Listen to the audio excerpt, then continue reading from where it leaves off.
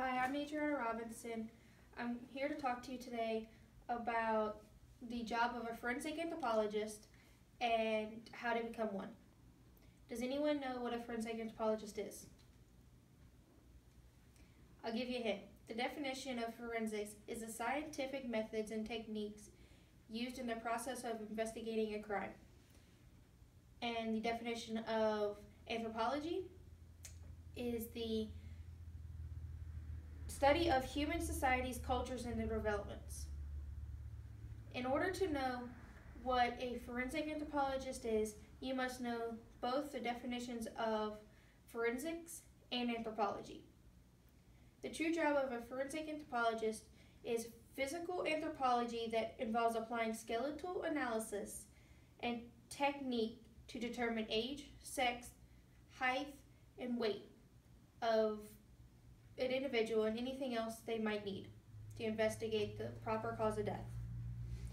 Has anyone seen the show Bones? The main character, Dr. Temperance Brennan, she is what a true forensic anthropologist is.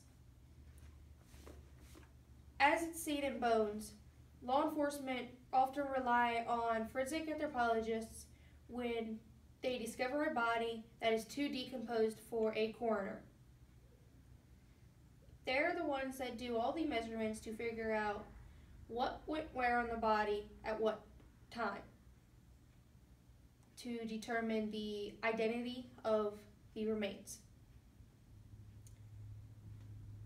But often people get forensic anthropologists and coroners confused. The big difference is forensic anthropologists work on bones, while coroners focus on the tissue. When there's a body discovered that has little to no tissue, the forensic anthropologist will be called in, as opposed to when there's all the tissue, the coroner will be called in.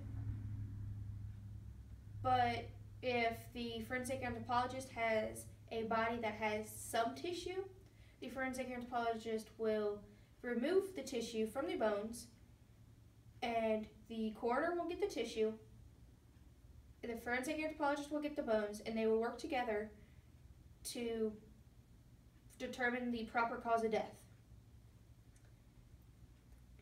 Most of the time, coroners work on everyday death, but forensic anthropologists work most of the time on the bones of the human body. There's some forensic anthropologists that actually go on archaeological digs, discover these bodies, and figure out what happened in the past. That's where the anthropology comes in. The coroners don't really see or touch any of the evidence from the scene or even see the evidence. They just have a body in a lab. The body gets brought to them. Forensic anthropologists, however, go out into the field. They do a brief examination of the human body, and they will bring the body back to a lab and do further analysis. Now that you know what a forensic anthropologist is, I'm going to educate you on how to become one on your own. It will only take about 11 to 15 years of school, starting out with your minor in anthropology, going up to your bachelor's and your master's. You must have at least your master's in forensics and anthropology to get a job as a forensic anthropologist. A lot of places require you to have a PhD. So you may have to go back for that extra 2 to 4 years to get your PhD in forensic anthropology. Now that I'm wrapping up, did you know there's only 45 forensic anthropologists and about 2,000 coroners in the entire country?